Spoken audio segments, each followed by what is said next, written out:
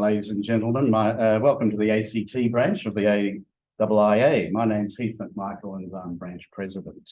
I'd like to begin by acknowledging the traditional owners of the land on which we meet and pay my respects to elders past and present. So I'd like to acknowledge the Ambassador of Mongolia who's here with us tonight. Our other distinguished guests, including, I think, if I can see him, yes, my counterpart from South Australia, Michael Cook, who runs the AIIA in Adelaide. Well, who could imagine science cooperation was boring? Certainly not when it becomes an issue in defence trade controls legislation.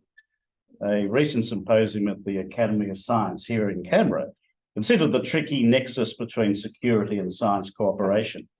And it appears there was some concern that Australian research institutions could be prescribed from working with certain counterparts, maybe those in China.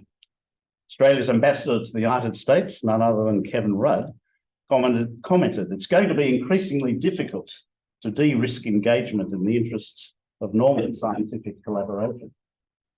So it is timely that we consider just what is Australia's role in international science cooperation and how we progress our interests in science research, not just with our major allies and competitors, but across the board, and especially with our neighbours in the Indo-Pacific. So it's a real privilege to have with us here tonight someone who can unpack some of the complexities in this debate, the Chief Executive of the Australian Academy of Science, Anna Maria Arabia. Anna Maria is brilliantly qualified for the task with over 20 years' experience in the science sector.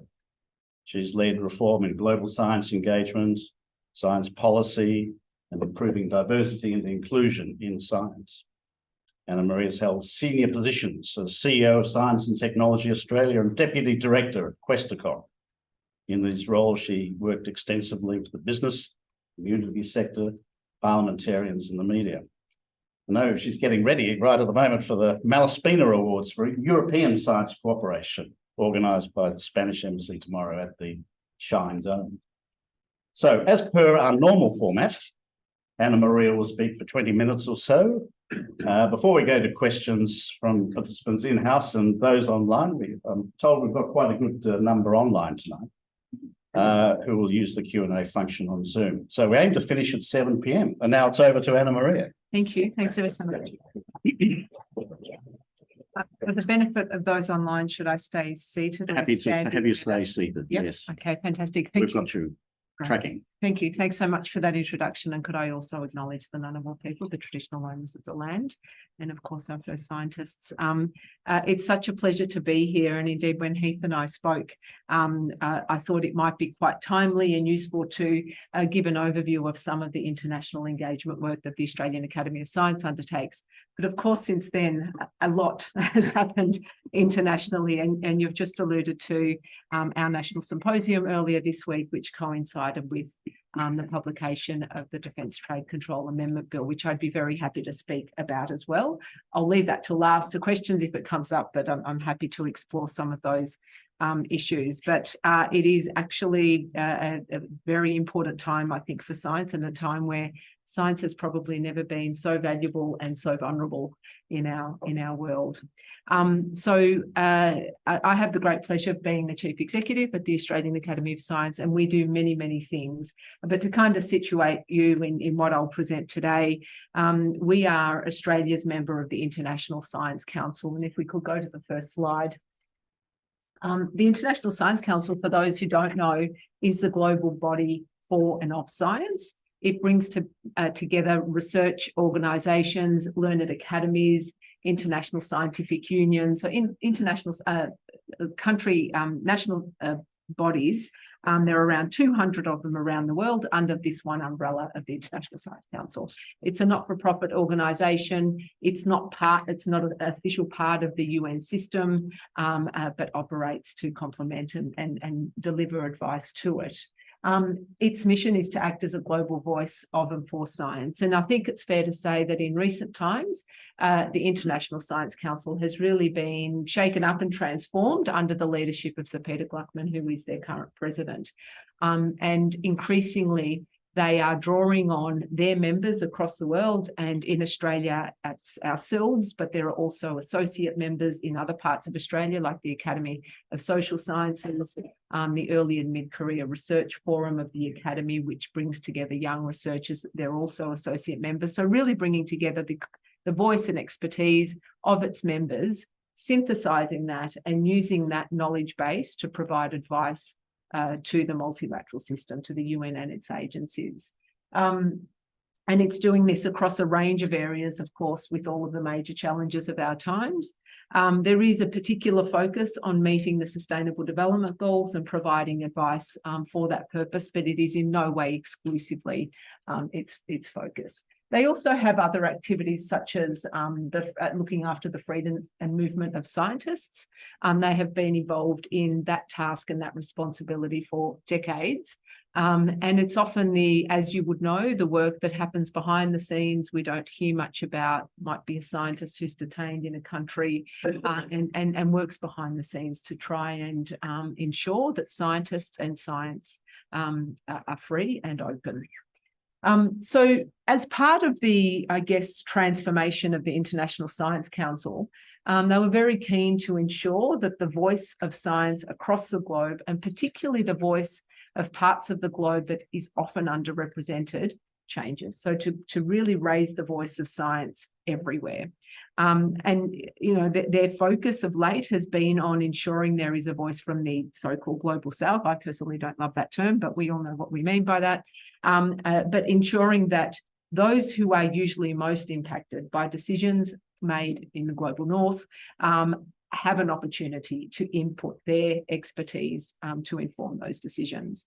And so these regional focal points across the world have been established. There is one regional focal point in Latin America, covering Latin America and the Caribbean. Another one is currently under development in Africa, in South Africa, covering the African continent, and the Asia Pacific region. We were fortunate enough at the Academy of Science to be able to win the bid to host the Asia Pacific regional presence. And we've really started that this year, and absolutely honoured to have that responsibility and to bring some leadership to the region and some convening power to the region, so that the voice of the members within the region can filter into and inform global decisions, and to ensure that decisions that are made globally can filter down and have a positive impact on regional members as well. It's really important that the governance frameworks and that level of activity of the International Science Council is also considering all of its members across the world. So the ISC, as this kind of coordinator, now relies increasingly on the Asia Pacific regional presence to collate the knowledge of scholars across our region. Needless to say, our region is diverse. It is the most diverse regional focal point. But if we could go to the next slide, I'll give you a bit of before we go there, I've forgotten this one. Sorry, no, keep going. The next one, please. Thank you. And the vision of the regional focal point, and indeed all of the focal points, is to advance science as a public good through systems that work to ensure science is all of these things. It's free and responsible, it's accessible, it's heard, trusted, transparent, relevant, and inclusive. So they're very much the values with which we seek to undertake our work. Next slide, please. So how do we define the region? There's all sorts of definitions of our regional area. So the Asia Pacific focus areas have been, I guess, divided up into 4 sub-regions: South Asia, East Asia, Southeast Asia, and Oceania. And the countries that they include are listed there, and they're also colour-coded, which you can see. So we work primarily with the learned academies or the ISC member in those nations. And we're very much at the beginning of that task. So we've just been established. We're getting our governance and advisory council is now established, and we're starting to determine what activities we will undertake and coordinate. Next slide, please. There's 3 key pillars of work that we will be pursuing to enable that regional voice to be heard and to benefit from global decision making. One of them is knowledge generation. So that's working in a very transdisciplinary way to ensure that, and including all knowledge systems, including First Nations knowledges, to ensure they can input into addressing regional and global challenges. The International Science Council also has kind of sub-networks. One of them is Future Earth. The World Climate Research Program is another. So we work with them and those global bodies to ensure there's no duplication of activity and really to leverage their work as well. So Future Earth and its network across Australia, across the world, for example, is very much focused on transdisciplinary research in the area of sustainability. So they're doing a terrific job there. There's no reason for us to reinvent that wheel, but to leverage their knowledge is really important. The second pillar goes to capacity building, and this is really to support the development of local expertise and expert knowledge by giving those nations who are developing in those nations that don't currently have it advisory mechanisms so that science and the evidence produced by scholars can inform decision making. This includes supporting linkages across the public and private system and other stakeholders. What we have found is that there is a great variability in the knowledge and the advisory systems in different parts of the region. So we're really keen to build capability and capacity, particularly in those areas where there is little or no advisory capability. The Pacific is one of those, and I'll come back to that later. We are also really keen to promote transdisciplinary research practice. Unfortunately, because of our history, the science system and knowledge creation tends to be quite siloed into disciplines. And we know today that there is no challenge in the world, in our region or in our country that can be solved by one or two disciplines alone. We have to work across disciplines. That's the natural sciences, the social sciences, the humanities, the technological sciences, etc. We have to include First Nations knowledge in our decision making. We have to connect with civil society to earn and maintain trust by society in science. So it is really, really important that we take a transdisciplinary approach, and this starts to become a more consistent feature of knowledge creation across the world and certainly in our region and in Australia. The third is science communication and translation, quite broad, but there we seek to ensure that the knowledge we can get that is influential and can be delivered to decision makers. It's really important, I think, in a world where decisions are being informed by many, many sources of information, some less reputable than others, that we're able to provide really consistent and solid evidence-based information to inform decisions. We have, as you know, a major challenge with mis and disinformation. And the more we can strengthen those evidence-informed decision-making mechanisms, I think the more effective we will be going forward.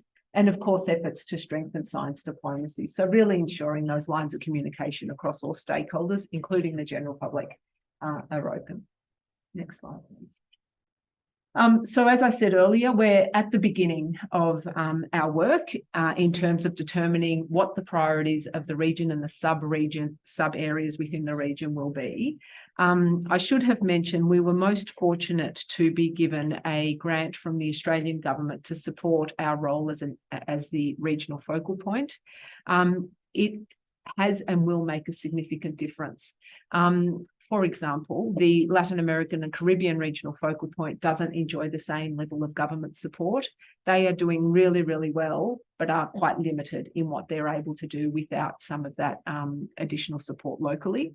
So we're really grateful to the Australian government. And actually, there is such great alignment between what we would like to achieve and the foreign policy objectives that we see at the moment articulated all the time. So things we are and things we're not. We're not a research grant funding program. So whilst we've got that envelope, we're not going to set up a grant program and kind of dish out money. It's actually not only the last thing we want to do, but not the intent, the strategic intent of what we're doing. We will absolutely work with partners and organisations to identify programs where we can amplify impact. What do we mean by that? We've got 5 years. We want to have impact. There is no use starting something from scratch again that is likely to be a pilot or duplicative. So we will leverage those efforts where we will be able to see impact through that contribution. We will absolutely align our principles and work with the work of, to achieve the SDGs. I think it's fair to say that we're unlikely to achieve the Sustainable Development Goals by 2030. We've made some changes, some gone backwards, and there is great interest and as we know, effort being made at the moment around what happens beyond 2030, what comes after the SDGs. But to the extent that we can contribute to mission science for sustainability, so taking that transdisciplinary approach, working across partners to contribute the evidence that we need to achieve sustainability as defined by the SDGs is an area that we'll be working in. And really keen to see impact with our limited time and funding. As I said earlier, there's great alignment with the Australian government. But, questions we ask ourselves, does it involve priority countries for Australia? It does. There are so many. Our region is of critical and strategic importance to the Australian government. So it's not a difficult, I feel like we're not really needing to shift much to align with the Australian government priorities. Does it leverage Australian expertise? Absolutely. We'll be drawing on multidisciplinary science across our own nation. Is it part of the AIIA priority areas? Absolutely. And again, we'd like to leverage existing programs and build capability to raise the voice of science, particularly where there's no voice. Next slide. So it is time to raise the voice for science. How are we going about doing that? We've had some really early engagements with the region. As I said, we're very much at the beginning. At the start of this year, we've got our governance frameworks and things together. If we go to the next slide, we recently had an Asia Pacific Global Knowledge Dialogue where we had participants from 31 countries across the region. And it was the first time we were able to see each other face to face. We'd had some online gatherings just to ask what the region's priorities were from those individuals, aware that that is not the full picture. It's not a complete survey of the region, which is yet to come. But some of the key and unifying messages from those 31 countries is that they have expressed a desire to have new tools and ways of dealing with science in what was described as a post-normal world, a real need to build capacity and systems to promote evidence-based decision-making. It was very, very clear, as I said earlier, that the capability to support evidence-informed decision-making was very, very variable across those countries. A real desire to build science communication capacity. So even in those countries that had very active and very productive learned academies and other such bodies, they felt they needed to reinforce their communication with society and build on that. So there was a keen interest to develop that capacity. And a very strong message about ensuring that we bring in the voice of early and mid-career researchers, not just as a future of science, but a perspective that has to be heard and incorporated in all decision-making today.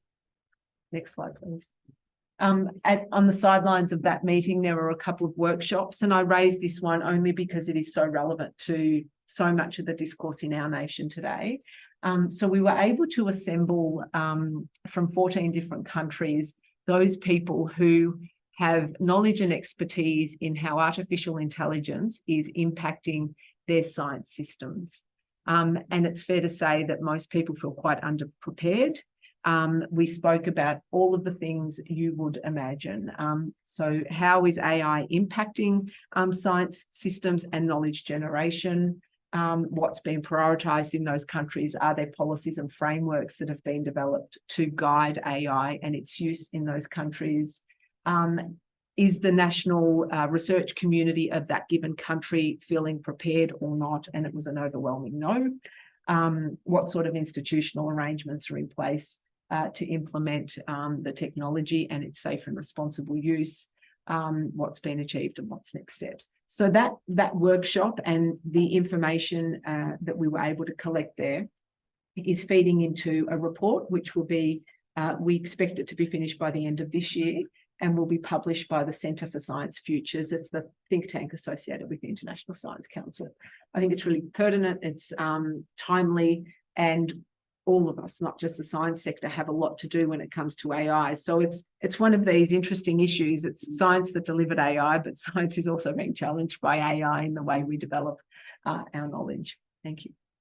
Another side workshop whilst we were in Malaysia was one that brought together young academies and associations. So these are bodies where young scholars are represented and come together, and they always bring a perspective which we would be foolish to not hear. So there are around 50 early and mid-career scientists that came together. The issues they raised that they're facing are things like publishing, so access to scientific publishing and recognition from it.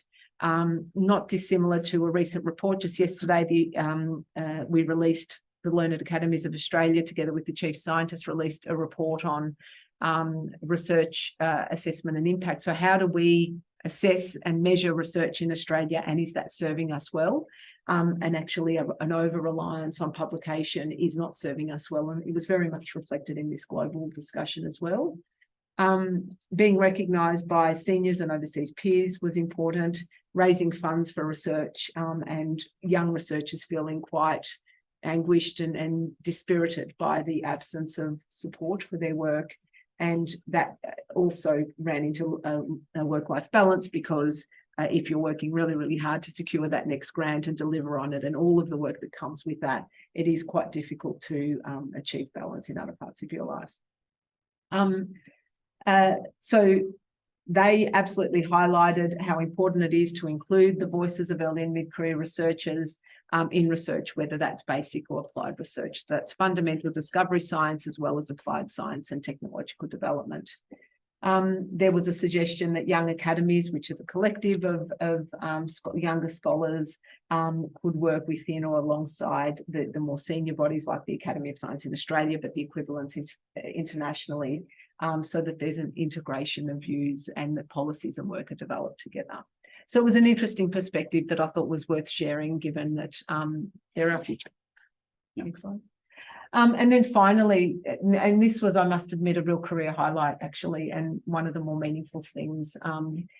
So we know that the Pacific Islands have scholars across their many institutions. There are universities, research institutions across the Pacific Islands, and they are most impacted by the decisions that are made by others. The vast majority of decisions are made in the global north.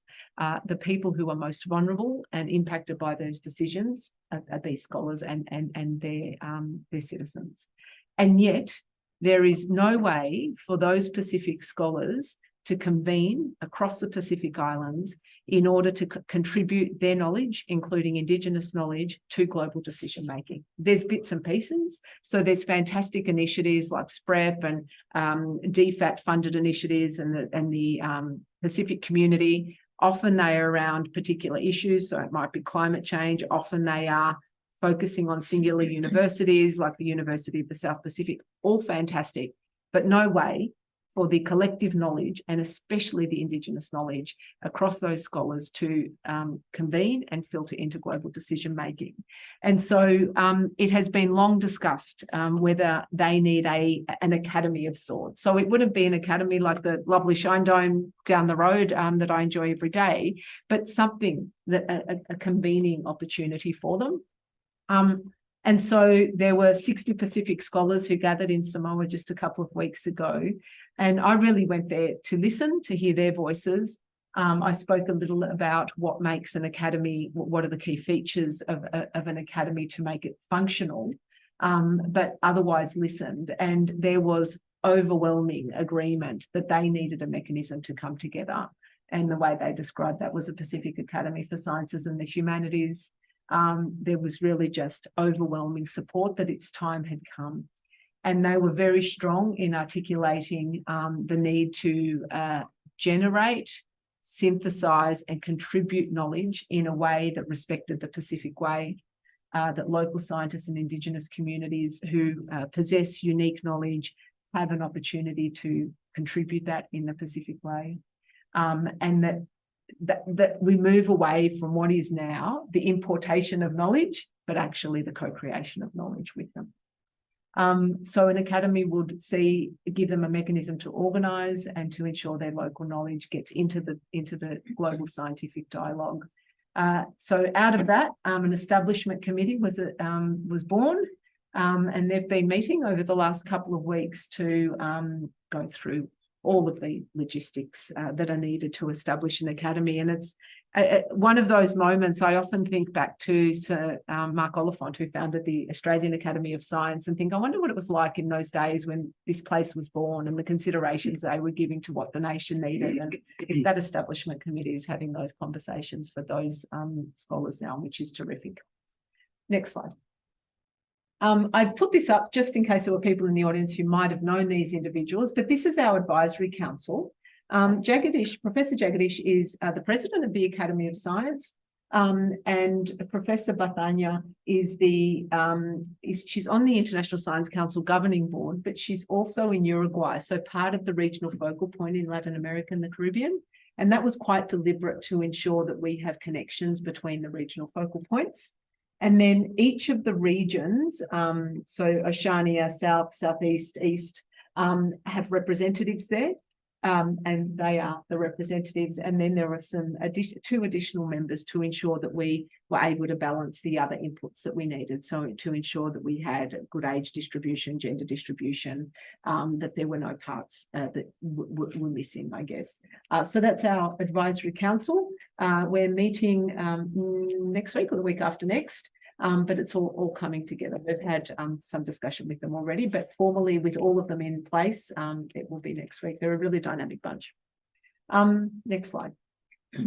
Oh, just finally, how can you engage with us? There's a couple of things you might be interested in, a newsletter you might like to sign up to. The regional focal points email address is there. But I did want to point out this ISC report.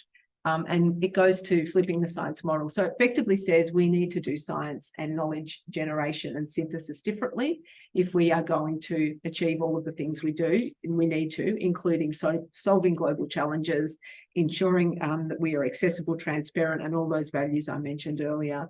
To ensure that we continue to build trust with society, we do really need a transdisciplinary approach to our work.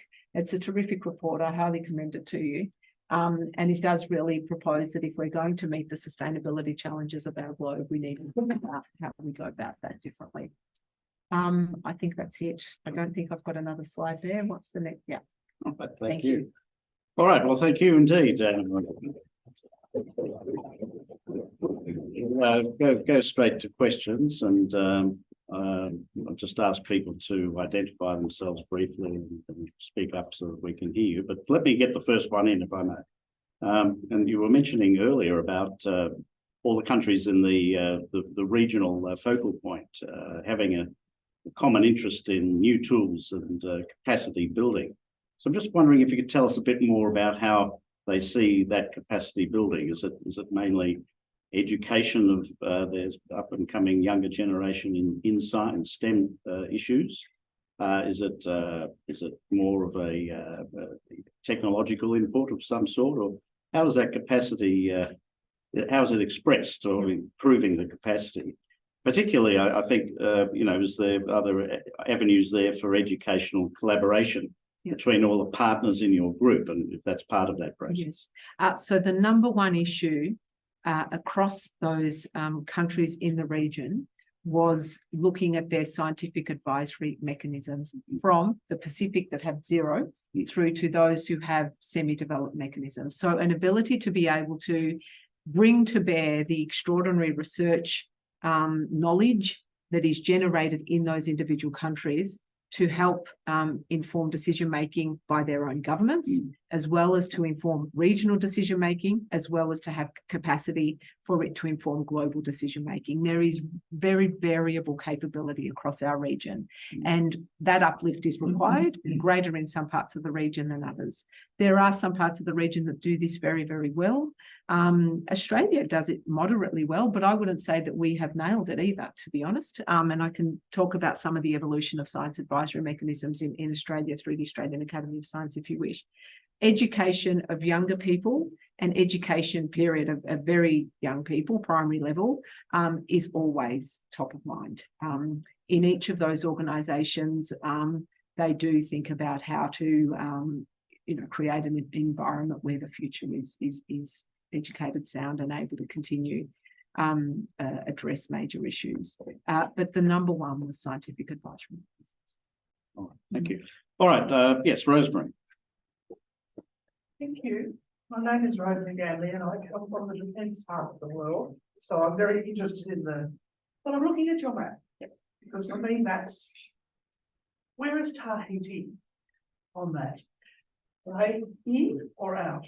Because I was thinking of major powers that are involved. India, Japan, France in or out? No, out. So, no, and not out as in we don't care. No. Yeah. I couldn't see where the edge. No, yeah. Could you go back to the map, actually? So the regional focal point for Asia and the Pacific is the countries that are listed there. And it's not in Indo-Pacific, so it doesn't extend out to... Yeah, it was a very interesting mix. Yes, it is. And look, there was one requirement that I think I can share with this room that came with the Australian government grant. You're not to include Russia. So that was requirement number one. So we didn't go... That was the interest of China in or China out. China in, absolutely. Yes, and France in or out. No, so no. Yes. So Europe and Europe is covered really by the International Science Council headquarters that are based in Paris. Near the Pacific, but we won't go there. Well, they're there by their islands, but not mainland France. Latin America doesn't seem to be there either. Pardon? Latin America doesn't seem to be on your Well, map. that's it. No. This is just the regional, the Asia Pacific focus. Yeah.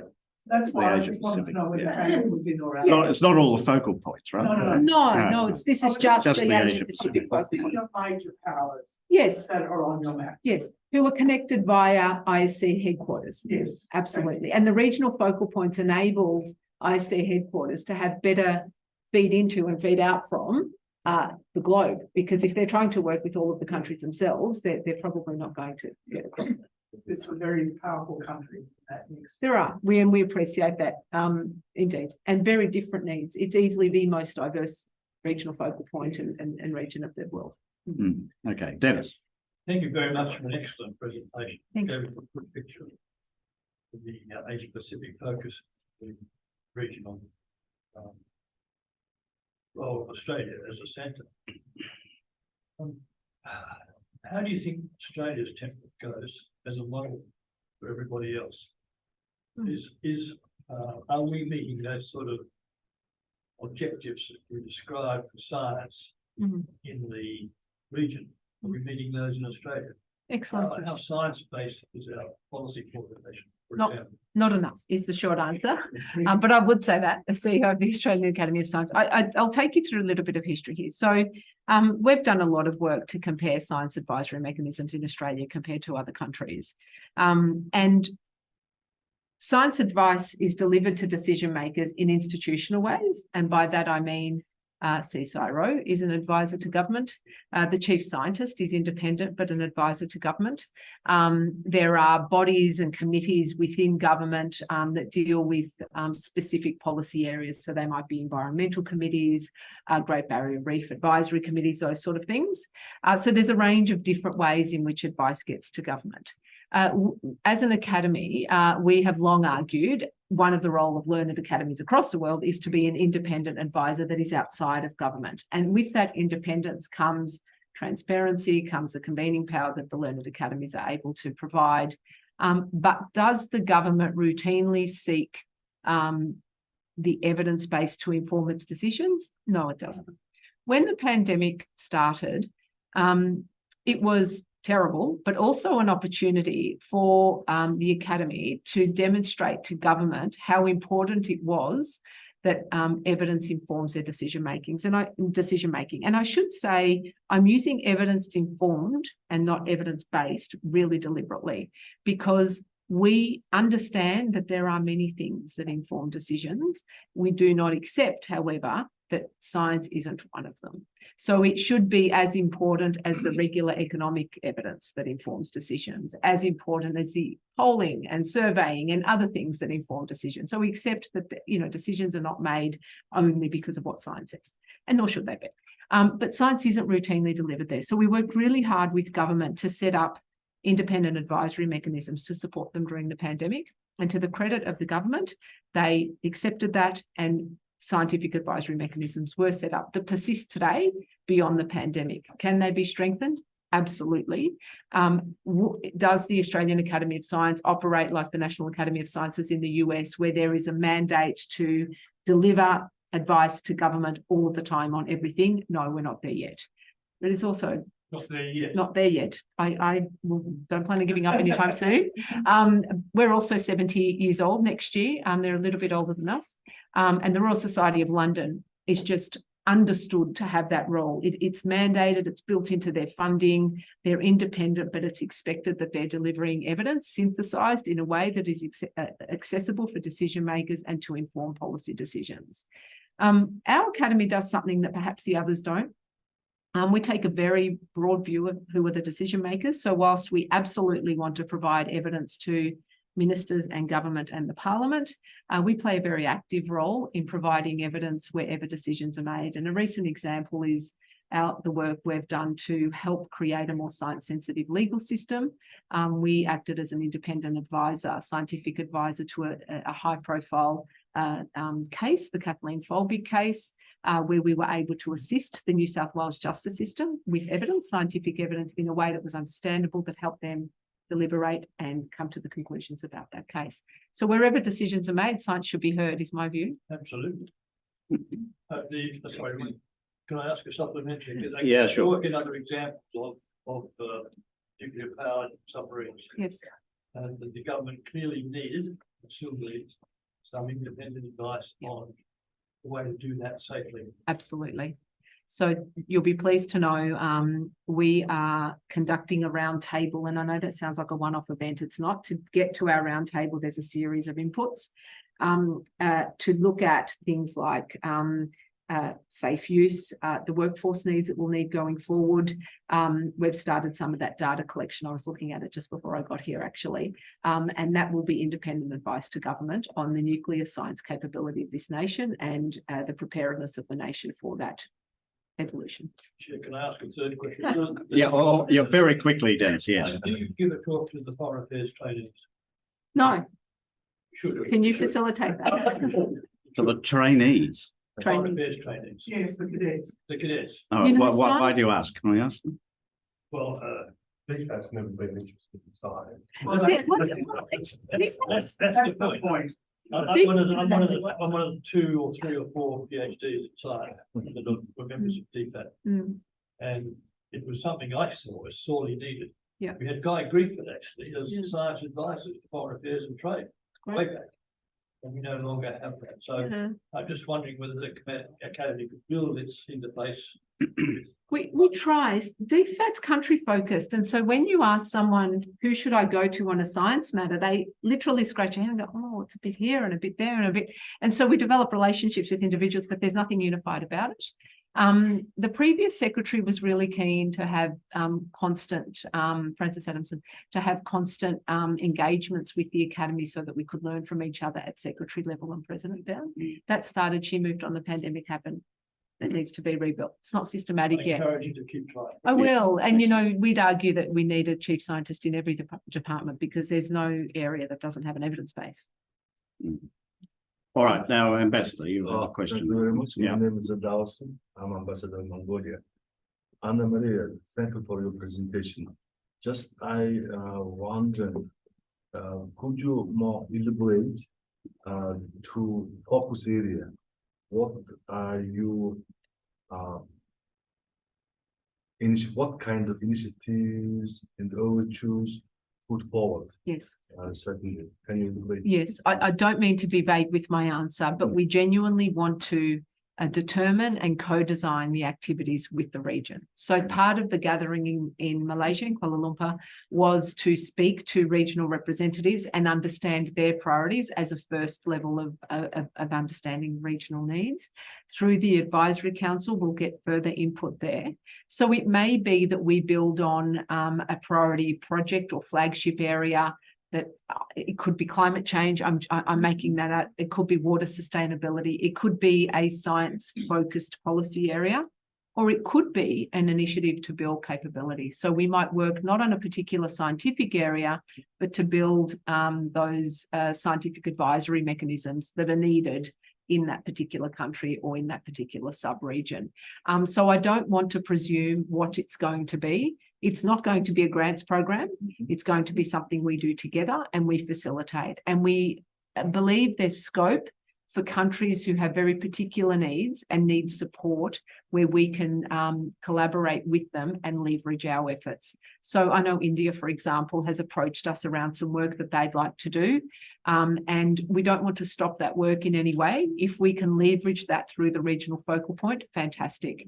And that way we bring our resources together as well. I know that's a bit vague, but the specific programs are yet to be determined. We're in the kind of information gathering phase and we'll co-design them. We don't want it to be Australia's version of the region. It's not. It can't be. Yeah. Thank you. All right. Yes, John. Yeah. Yes, thank you. And Maria, I was wondering what might be your hopes and or fears for COP28 coming up in, I think, Johannesburg. That we don't have enough action. Look, where to begin? My hope is that we see a significant uplift in country commitments. My fear is that it'll be more business as usual. There's no more time really to talk about this.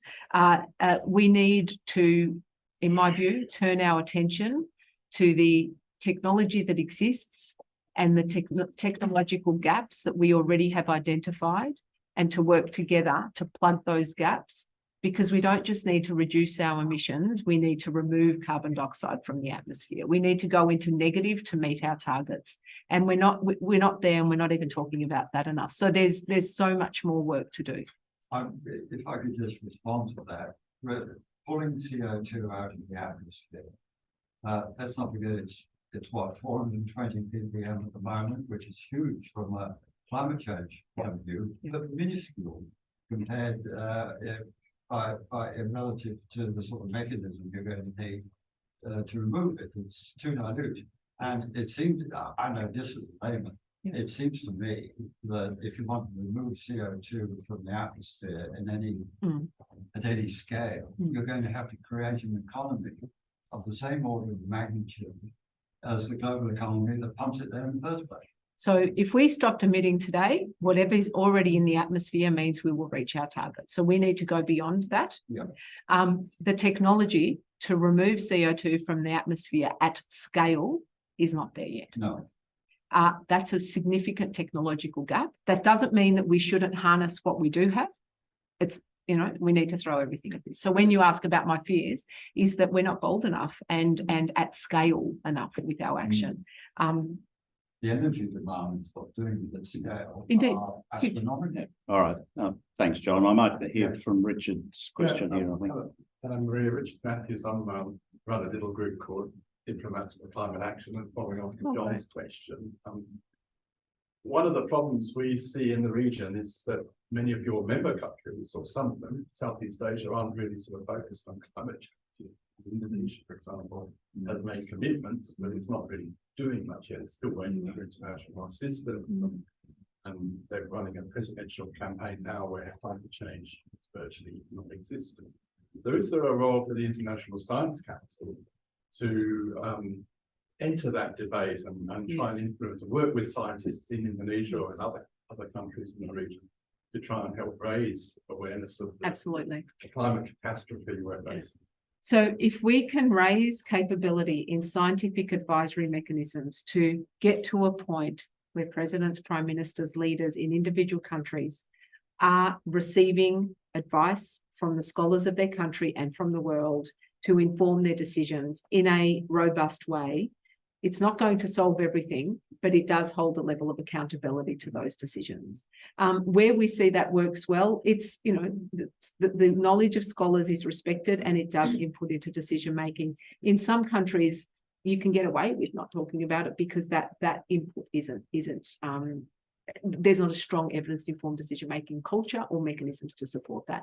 I think that's probably the single most useful thing we can do via the regional focal point to really enable and strengthen those scholars in those regions and those countries to influence decision-making in their respective countries. There's a growing pool of scholars in those countries. Oh, absolutely. We work with They're them. really important. They do. Yeah. All right, Paul, and then Amanda. Thanks very much for the talk. Science traditionally has been very focused on universality rather than atomization. It's been focused on the scientific method and excellence. Does it move away from all of that? I think it proposes a model that challenges notions of excellence. I think often excellence is associated with having published in the most highest impact journals. That excellence is, can I say this as a CEO of the Academy, who's got the most gongs? That's not necessarily what it means or should be limited to. No. I think recognising the distinguished contribution of scientists is absolutely important, and celebrating it is absolutely important. It's what you then do with that. So when we work in a transdisciplinary way, we work across disciplines. We have respect and regard, natural sciences, social sciences, everything in between. We ensure we take the community with us. We are cognizant of the knowledge and the input and value of First Nation peoples across the world. When we bring that diversity of thinking and knowledge together, we often make better decisions and can address the challenges of our nation. So a good example, and one we often cite, but you'll remember in 2011, there were climate wars and, people questioning science. And the first reaction was, let's just get out and tell more people about the facts, and that will solve it. We'll be all okay. Actually, if we work together with the social scientists and learnt more and understood more about what influences one's decision-making, the social sciences tell us that people often appeal to their values, and trust is really important. So person X is more likely to take advice from their neighbour who is not a climate scientist than from the person in the town hall who is the most distinguished climate scientist in Australia. There's something very important in that. So how do we influence a nation and a globe in a way that brings everyone with us, rather than sets up inequities and sets up, I guess, a growing disequilibrium, or a larger number of people who feel disaffected by those decisions. Many of the solutions of climate change for some equals they don't have a job. So if we take a transdisciplinary approach and we consider those matters and we look at it from various perspectives and consider the social change that's needed, we have a far better chance of achieving, of solving the challenges before us.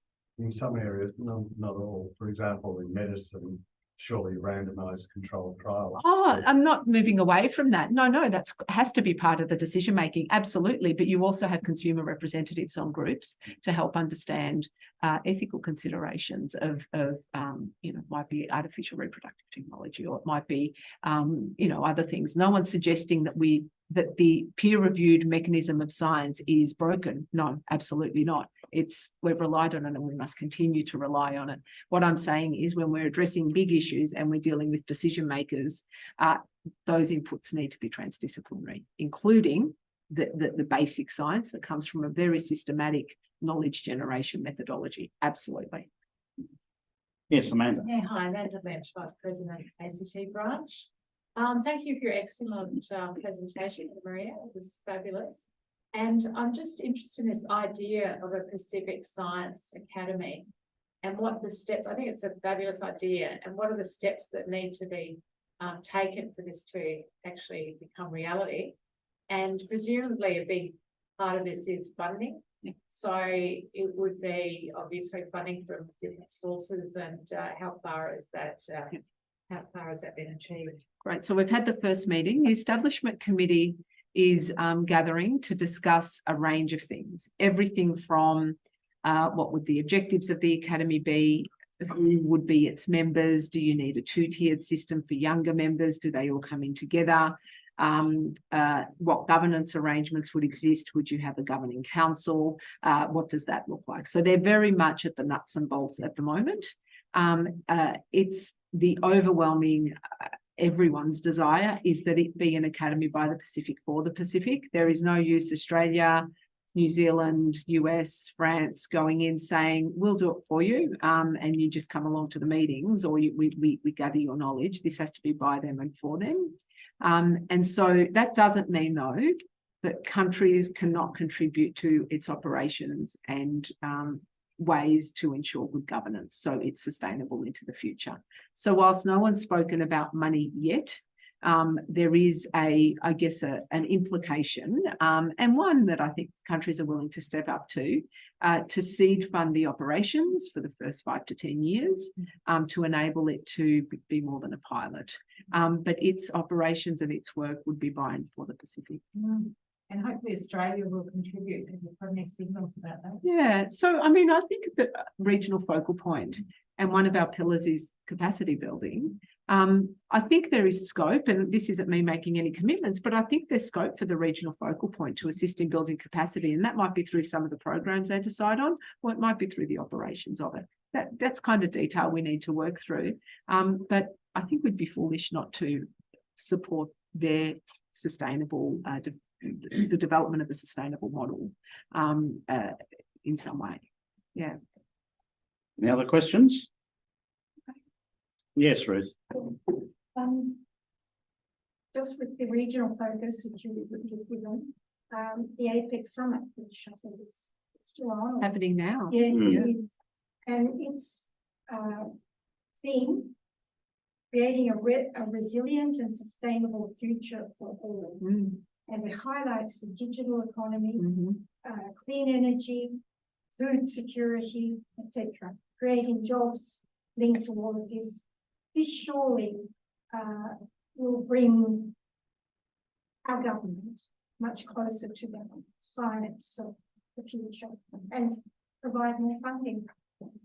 I'm not sure that it will provide more funding, but it ought to, I agree. We're way down the bottom funding for science. We are. OECD, we're at the bottom. And the bottom of most other organizations. But surely this focus on APEC and the fact that politically a Pacific focus for you, I think, you know, you really should be there banging on the door and getting much more publicity for science. I agree. Problem Russia is a member of APEC too, isn't it? I said right at the beginning, science is probably at its most valuable and its most vulnerable. And that's for a range of reasons, and some of it is what you've just described. So here we are, we're living in a world where every issue that I see before me, the ones you just listed, the AUKUS agreement, the energy transition that we need to make as a nation and as a globe, the technology to support that, at the centre of absolutely everything we do and are doing is science and technology. And yet, in our nation, we have 1.68% of our GDP invested in science and technology. We are below the OECD average. We are 5 years away from being at the bottom of the OECD if we continue our 14-year decline in investment at the rate in which it's been declining. So yeah, I've spoken to the Treasurer about it. I've spoken to a lot of people about it. We have a fragmented system. We do very little at scale in this country. We have 14 portfolios that invest in science, make investments. So we spread the little we've got really, really thinly. The science system in Australia, I think, needs a major shake-up, it needs a major review, and it needs to be rebuilt for the modern research enterprise and to support the ambitions of the nation. I don't believe science and technology as its architecture, as it's being organised today, is adequately supporting the ambitions of the nation. If we do have the digital kind of evolution that we need with AI coming, but there's a lot more that needs to be done far more strategically and at scale than what we are doing. We all understand the fiscal constraints of the nation, but I think it's fair to say that it would be a bare minimum expectation to have a 10-year roadmap out of this decline, because left unattended, we're going in the wrong direction. And Maria, can I just ask in relation to our very close neighbour, Indonesia, how you're looking at cooperation with them at the moment? They've gone through a reorganisation of their whole science establishment, setting up what is called BRIN, which is the coming together of all their, you know, medical and environmental and academic research capacities. How do you think that's working? And how is that? How is the academy able to work to help them? So we do connect directly with them. There's also 2 learned academies, and they're young academies. They're most active over there, and we work with them. There are some programs funded via DFAT straight into Indonesia, which we contribute science and technology know-how into. Is BRIN working? I don't know. I mean, that's a tough question. The reorganisation is there. I think science has lost a fair bit of status in the nation. And yet, you know, they've got fairly big ambitions themselves around lithium batteries and things like that. So, and nuclear too. Absolutely. Yeah. And, you know, they're an important neighbour and part of our region. And the more we can strengthen science links across the region, not just with Indonesia, the stronger we'll be. Okay. Did I see another question over this? All right, Richard, have another go. Just another following up on Indonesia. I mean, Heath and I both Indonesian. We actually have a huge amount going on with it. We do. Across all our universities. Eastern Indonesia is sort of like one of the world's great natural laboratories for doing all sorts of research from the region to social to economic research and so on. Is that input and that relationship something that you can draw upon, or is that too low down for No. a very high level of policy? No, the institution to institutional links are really important, and we do draw on those mostly through our fellowship or beyond. So our fellows are right across this country, are distinguished scientists. Many of them are part of those international agreements and are actively working on them. And where they're not, they're very willing to say, oh, I'm not the expert here, you should speak with. So that was part of what I meant when I said we don't really want to duplicate programs. There's no use the regional focal point going in to fund a program that is a terrific priority that we all know is a priority and it's being dealt with through others. But there might be something that, for argument's sake, the University of Queensland is doing with Indonesia that we can build upon or leverage and help it achieve scale, for instance. So it's about identifying those sort of opportunities, and we'll do that together with our Indonesian counterparts and by consulting our fellowship and the broader research community. Any other comments? Michael, anything in particular? Thanks, Steve. All right. Michael of the Institute of South Australia. I recall the first slide referred to the ISC being responsible for making submissions to the United Nations. Yes. And part of the role of focal points is to coordinate, I guess, science and input in Yes. this region. Is there a risk associated with the geopolitical complexities in the region filtering into that this coordination process and what moves into the United Nations system? No, well, there's always risk, but I think it's a low risk. And what I mean by that is we consult with scholars across the region. So the ISC, let's say they're doing a project with UNDP, for argument's sake, on a particular issue, through the regional focal points and directly with their members, they reach out and ask for individuals who might be part of an expert working group or for any relevant information or synthesized information that can feed into that process. There is variable uptake of that. It is getting stronger and stronger for two reasons. The ISC is becoming more influential, and because through the regional focal point, there are additional mechanisms for us to harness that. So it's harder to not participate because we're on your back a little bit more, and people are seeing the benefit of that participation. So it's growing momentum and impact. So those individuals and scholars from that region would contribute their expertise, and they would be around the issue being considered. And then the lead authors or committee would assemble that, and then that gets delivered to that agency. So that's happening quite frequently now in ways that it didn't, I'd say, even just a couple of years ago. It's keeping us all really busy in a good way.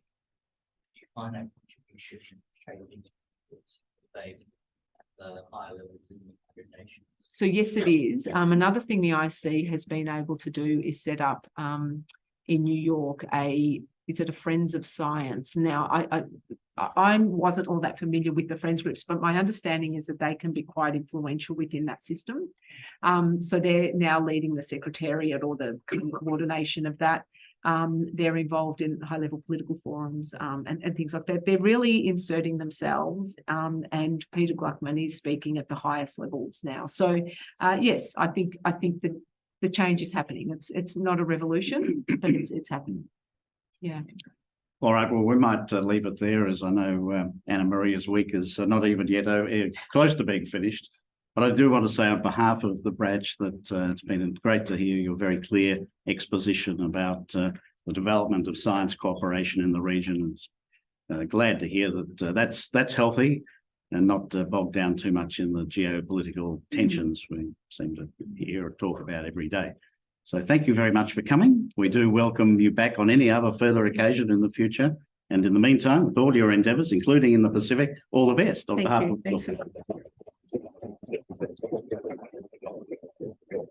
A small token of appreciation for coming, please You didn't have accept. to. Thank you so much.